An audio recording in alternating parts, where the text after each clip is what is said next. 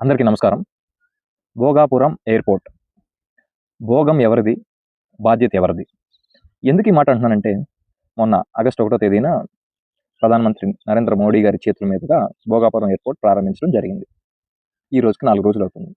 ఈ 4 రోజుల నుంచి కూడా మేము కట్టామని 2 పార్టీలు. YSR Congress party, Telugu Desam party. ఇద్దరు కూడా వాదనలాడుకోవడం, అది పెద్ద స్థాయిలో నాయకులు కూడా. ఏది ఎంపీలు, ఎమ్మెల్యేలు, మినిస్టర్స్ కూడా మాట్లాడటం జరుగుతా ఉంది. ఈ ఎంటైర్ సినారియో చూసిన తర్వాత ప్రజలెంత పిచ్చోళ్ళా? అంటే ప్రజలకు తెలీదా? వాళ్ళు న్యూస్ ఫాలో అవ్వరా? చిన్న మైన్యూట్ కూడా ఈ రోజుల్లో సోషల్ మీడియా ద్వారా ఎవరికి వాళ్ళు అప్డేట్ అయిపోతే తెలుసుకుంటున్నారే. ఇంగా మనం ఎందుకు ఇలాంటి ఫేక్ ప్రచారాలు, ఇలాంటి ప్రాపగండాలు చేస్తే మన క్యారెక్టర్ తగ్గిపోద్దనే ఆలోచన ఎందుకు రావట్లేదో నాకైతే అర్థం కావట్లేదు.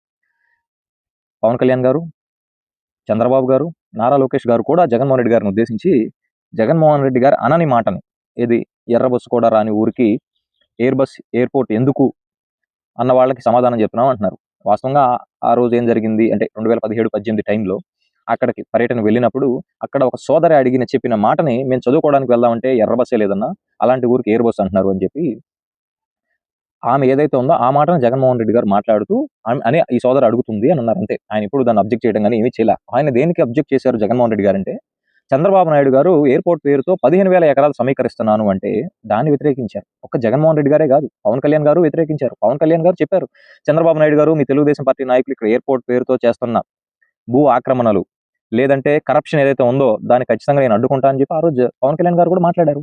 ఈ రోజు అదే పవన్ కళ్యాణ్ గారు వేదిక మీద నుంచి తిరిగి జగన్మోహన్ రెడ్డి గారిని అంటున్నారు.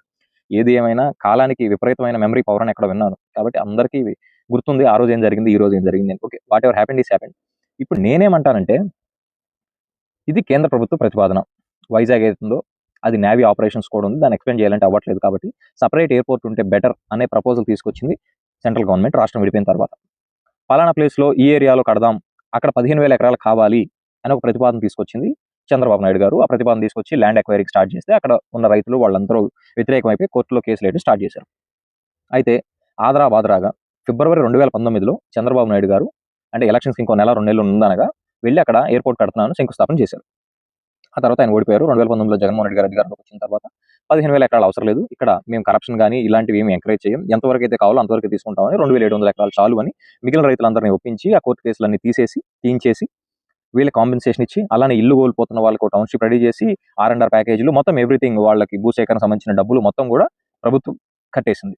అలా 2023లో మరలా జీఎంఆర్ సంస్థతో కాంట్రాక్ట్ అయ్యి వారి ఆధ్వర్యంలో శంకుస్థాపన చేయడం జరిగింది. ఆ రోజు జీఎంఆర్ అధినేత గ్రంథి మల్లికార్జునరావు గారు కూడా మాట్లాడారు. ఆ రోజు వైఎస్ఆర్ గారి హయాంలో మేము స్టార్ట్ చేసి పూర్తి చేసాం, ఇప్పుడు కూడా జగన్మోహన్ రెడ్డి గారి హయాంలో స్టార్ట్ చేసాం, మళ్ళీ పూర్తి చేయాలని కోరుకుంటున్నామని ఆ రోజు జగన్మోహన్ రెడ్డి గారు చెప్పారు. 2023 ఇది ఇంకో 3 సంవత్సరాలు పూర్తి చేసే విధంగా మేము దీన్ని పెట్టుకున్నాము టార్గెట్ అని చెప్పేసి జగన్మోహన్ రెడ్డి గారు కూడా చెప్పారు. తర్వాత 2024 ఎలక్షన్స్‌లో చంద్రబాబు నాయుడు గారు గెలవడం, వారు కూడా దాన్ని కంటిన్యూ చేయడం, మొన్న ప్రారంభించడం జరిగింది. ఈ ఎంటైర్ ఎపిసోడ్‌లో 2014లో గవర్నమెంట్ వచ్చిన తర్వాత సెంట్రల్ గవర్నమెంట్ చేసిన ప్రతిపాదనని నేనెందుకు చేయాలని చంద్రబాబు నాయుడు గారు అనుకోలేదు. సరే, స్వకార్యం స్వామి కార్యం అన్నట్టు దీంతో పాటు ఎయిర్‌పోర్ట్ చుట్టుపక్కల మన వాళ్ళకి భూములుంటే మంచియి అనుకోని ఆయన పెద్ద స్థాయిలో చేయాలనుకున్నారు. అది వికటించింది. తర్వాత చంద్రబాబు నాయుడు గారు ప్రారంభించిన దాన్ని నేనెందుకు చేయాలని జగన్మోహన్ రెడ్డి గారు అనుకోలేదు కాబట్టి అంత పొలం అవసరం లేదు, ఇంత భూమి చాలు అని చెప్పి 2,700 ఎకరాలు కంపెయిన్ చేసి ఆ ప్యాకేజీ అమౌంట్ అంతా ఇచ్చేసి కోర్ట్ క్లియరెన్స్‌లు మొత్తం చేసి పర్మిషన్‌లు తీసుకొనొచ్చి సెంట్రల్ గవర్నమెంట్ నుంచి పర్మిషన్‌లు తీసుకొనొచ్చి ఆయన దాన్ని మొదలుపెట్టి ఒక 20%, 25% పూర్తి చేశారు. తర్వాత ఎలక్షన్స్ వచ్చినాయి. మిగిలిన దాన్ని చంద్రబాబు నాయుడు గారు పూర్తి చేశారు. ఇక్కడ మాట్లాడుతుంది ఏంటంటే కొంతమంది మేధావులు గూగుల్ మ్యాప్స్ తీసుకొచ్చి ఇదిగో 2023లో ఇంతే ఉంది, 2024లో ఇంతే ఉంది అంటే, ఒక కన్‌స్ట్రక్షన్ అనేది అంటే గవర్నమెంట్‌కి సంబంధించి ఇలాంటి ప్రోగ్రామ్ చేసేటప్పుడు నువ్వు కన్‌స్ట్రక్షన్ ఫౌండేషన్ ఏసిన దగ్గర నుంచి 100% కాలిక్యులేట్ చేయకూడదు. ఆ ప్రతిపాదన వచ్చిన దగ్గర నుంచి, భూసేకరణ దగ్గర నుంచి, ఆ గ్రామాలు, విలేజెస్ ఖాళీ చేయించడం దగ్గర నుంచి, పర్మిషన్‌లు తీసుకురావడం దగ్గర నుంచి వీటన్నిటిని కలిపి మనం చూడాలి. అది 100%లో కన్‌స్ట్రక్షన్ 20%, 30% వస్తుంది. ఏది ఏమైనా ఇందులో జీఎంఆర్ సంస్థది పూర్తి పెట్టుబడి 4,700 నుంచి 5,000 కోట్లు ఎంతో చెప్తున్నారు. వాళ్ళు వచ్చే 30 ఏళ్లలోనో 40 ఏళ్లలోనో రికవర్ చేసుకునే పద్ధతి. నిజంగా జగన్మోహన్ రెడ్డి గారు ఇందులో ఏదీ లేదు అని మీరు అనుకుంటే ఒకసారి చూడండి. చంద్రబాబు నాయుడు గారు సోషల్ మీడియా ఖాతాలో ఆయనే పోస్ట్ చేశారు. జనవరి 2019లో కుప్పంలో ఎయిర్‌పోర్ట్ కడతాను, 8 నెలల్లో కడతాను అని చెప్పి పోస్ట్ చేశారు. ఆయనే చెప్పారు. ఇప్పుడు ఆ కుప్పం స్టేటస్ ఏంటి? చంద్రబాబు నాయుడు గారు అధికారంలోకి వచ్చి, సరే పోనీ అప్పుడు అధికారంలో రాలే, ఇప్పుడు అధికారంలోకి వచ్చి 26 నెలలు అయిపోతుంది. మరి దాని స్టేటస్ ఏంటి? నిజంగా జగన్మోహన్ రెడ్డి గారు ఆ రోజు ఏం చేయలేదు, ఈ రోజు ఏం చేయలేదు అని మీరు అంటున్నారు కదా. ఆ రోజు ఏం చేయకపోతేనే 5 ఏళ్లలో ఏమి చేయకపోతే 2.5 సంవత్సరాల లోపే 26 నెలల్లో మీరు భోగాపురం ఎయిర్‌పోర్ట్ పూర్తి చేశారు కదా. మరి మీ సొంత నియోజకవర్గం కుప్పం నియోజకవర్గంలో ఎయిర్‌పోర్ట్ ఎందుకు పూర్తి చేయలేకపోతున్నారు? పోనీ ఇప్పటి నుంచి దాదాపు 34 నెలలు మీకు అధికారం ఉంది. 34 నెలల్లో అయినా సరే కుప్పం ఎయిర్‌పోర్ట్ పూర్తి చేస్తారా? తెలుగుదేశం నాయకులకు, కార్యకర్తలకు, కూటమి అభిమానులకు ఇదే నా ప్రశ్న. సమాధానం చెప్పండి. థాంక్యూ.